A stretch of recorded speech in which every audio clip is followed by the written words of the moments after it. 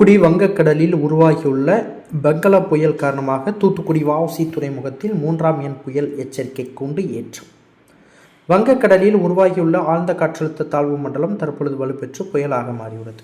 இந்த புயலுக்கு பெங்கல் என பெயரிடப்பட்டுள்ளது. இந்த புயல் நாகை மற்றும் சென்னை இடையே கரையை கடக்கும் என எதிர்பார்க்கப்படுகின்றது.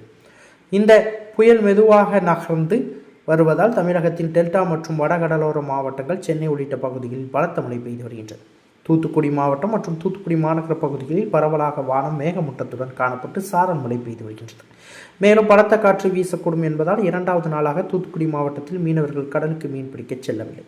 இந்த நிலையில் பெங்கல் புயல் காரணமாக தூத்துக்குடி வ.உ.சி. துறைமுகத்தில் இந்திய வானிலை மைய எச்சரிக்கையின்படி 3ஆம் எண் புயல் கூண்டு ஏற்றப்பட்டுள்ளது.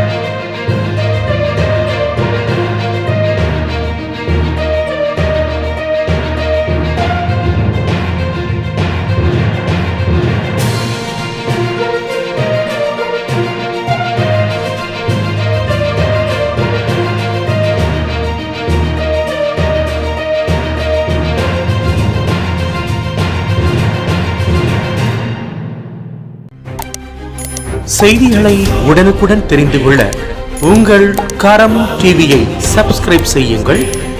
அதோடு பெல் பட்டனையும் கிளிக் செய்யுங்கள்.